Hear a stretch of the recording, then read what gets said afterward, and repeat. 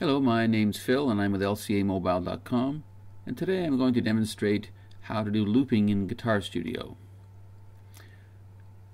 Looping is used in tabs or music player when you want to practice or listen to part of a song and then loop it back and keep practicing the same section over and over again.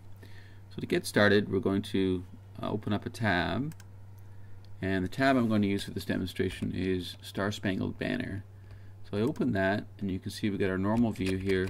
If you use Guitar Studio, you know that you can switch the view with the BlackBerry menu, go to Switch View, and now I have a scrolling list or a scrolling display for my tab.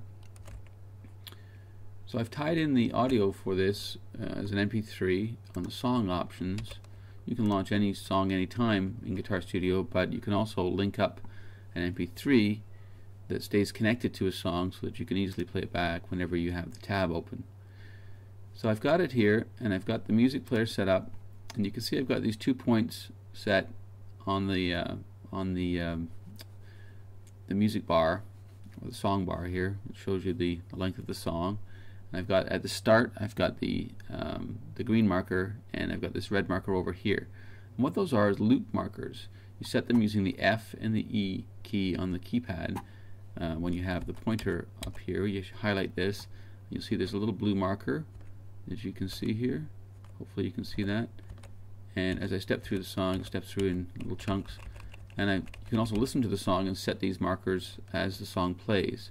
So if I turn on looping, you'll see that the loop area becomes shaded. And if we just listen to that, you'll hear how it sounds.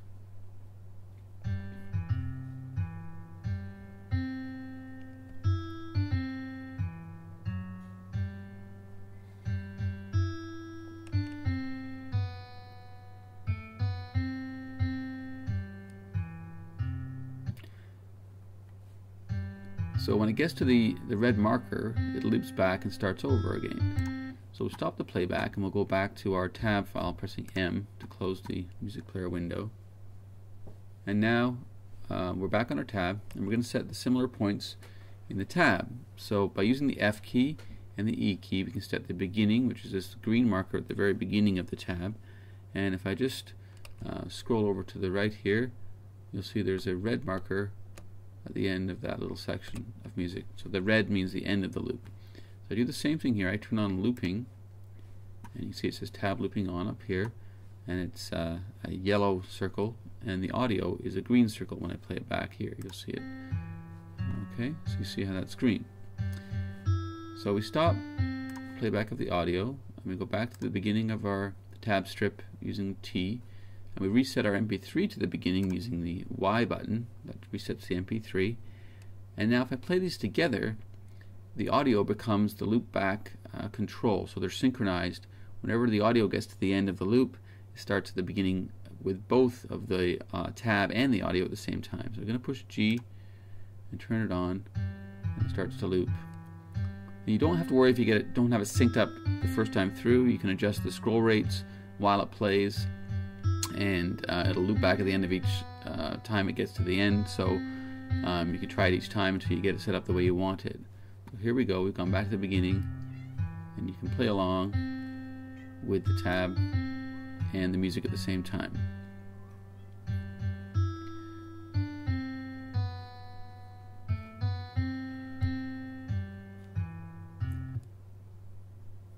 And it stays synchronized. You don't have to worry about it drifting out of place.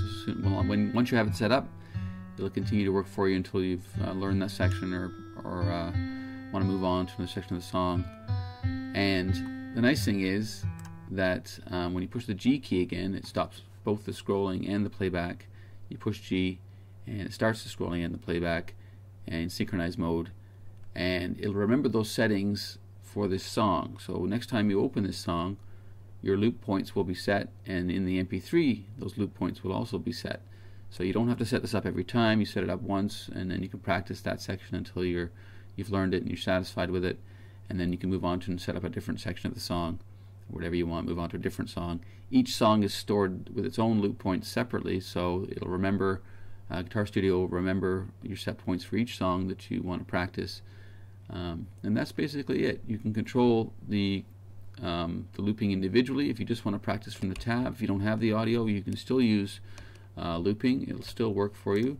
You just press S to start scrolling, and with looping on, it will loop back the same as it does with the audio, except that the tab is now controlling its own loop. So when it gets to the end of the tab marker, it will loop back each time. You'll notice when it does loop back that there's a slight pause in the scrolling, and that's there because it gives you a chance to start playing the tab before scrolling happens and it scrolls off the screen. If you're going from the beginning of a tab and you can't set a period before the start point, that pause gives you time to play what's on the screen before it scrolls out of view. And that's basically it. That's how you do scrolling with Guitar Studio. Thanks for watching, and check out Guitar Studio at LCAmobile.com.